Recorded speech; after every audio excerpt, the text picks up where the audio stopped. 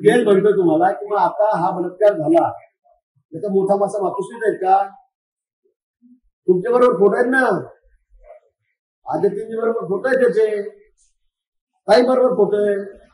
मग आम्ही इतके मूर्ख कसं म्हणायला की त्याचे फक्त पाळामुळे मातोश्रीमध्ये म्हणून ते बलात्काराचे असं धावपळ करू नका. आपल्याकडे 4 बोट आहेत आपले. आणि म्हणून मला असं वाटतं तुम्ही जर काही मूर्खपणा नारायणपणा केला असेल तरी शिक्षणाला मिळेल ना. झाले कुणी दाखल त्याच्यावर आतमध्ये येतो, पोलीस कारवाई करते.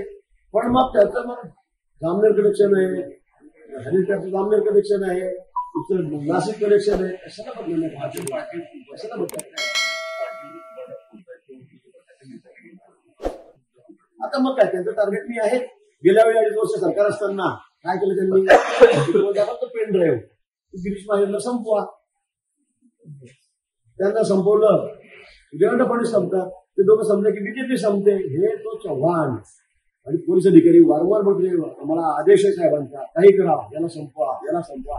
असं संपत असेल त्याच्या गाडीमध्ये ड्रग ठेवून द्या, त्याला पकडा, त्याला 2 वर्ष मोक्कामध्ये टाकून द्या, एनपीडीए मध्ये टाकून द्या. हे सगळं त्यांनी वारंवार पिक्चर सरकारपासून ठेवलेलं आहे.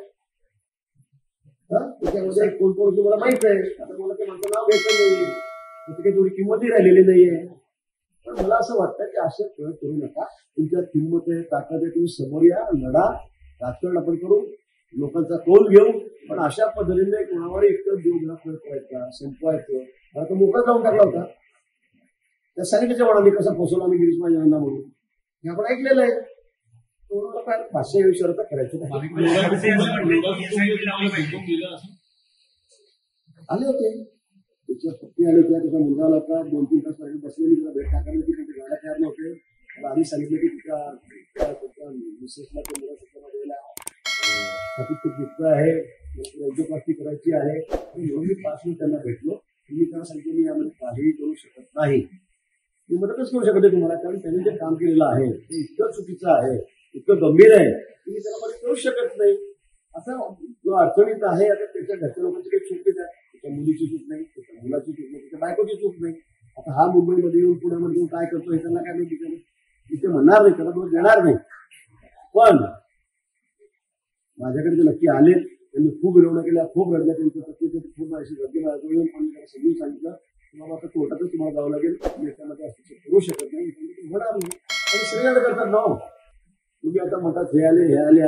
मला एक सांगा, खडसेंचे जावई याद होते, किती वेळा देवेंद्रजींकडे गेले? मी साक्षीदार आहे. रात्री 1-1 वाजता 2-2 वाजता विनोद करायला पाय धरायला कोण गेलं? मुंबईमध्ये 25, दिल्लीला 25 वेळा ते गेले. अक्षरशः नोटांकडे घालत होते तिथे ती वाचवा म्हणून, गेले नाही. आता एक केस झाली मुरुमची, रॉयल्टीची, कोण गेलं दिल्लीला? तुम्हाला चालतं का ते गेलेलं? तुमचा आमचा संबंध काय? कशा गेलं? या पुढच्या काही गोष्टी आहेत, पण मला तर बोलायचं नाही. कोण कुठे आलं, कोण कोणाकडे, माझ्याकडे कोण आलं. मला जो अडचणीत माणूस आहे ते जाणार आहे, जातो. त्याच्या घरचे लोक त्यात दोषी असं आपल्याला म्हणता येत नाही, पण त्याचाही कुणाचा कावळा करायचा. आणि गिरीश माझ्याकडे गेले होते बरं बाबा. आता ती बाई इतकी रडत होती की मलाच बघून किती होती, काय करावं म्हणून. पण ती शेवटी त्याची मुलगी आहे, मुलगा आहे, वाटतं सगळ्यांना. तुम्हाला तेच वाटलं होतं, तुम्हाला नाही वाटलं का? तुम्हालाही वाटलं होतं.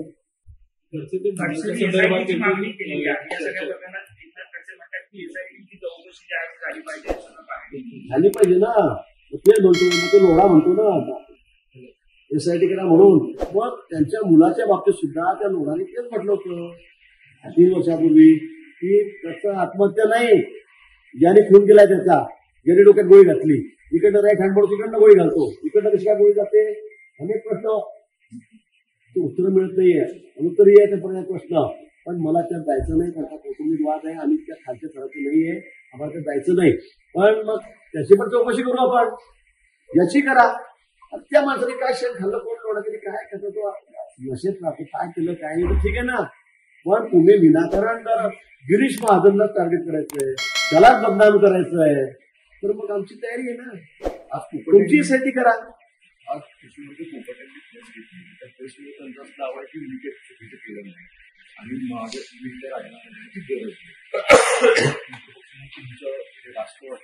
त्या बाबतीमध्ये मला वाटतं मान्य देवेंद्रचे आमचे मुख्यमंत्री ते निर्णय घेऊ शकतील, अजितदादा आहेत ते त्यांचे नेते आहेत.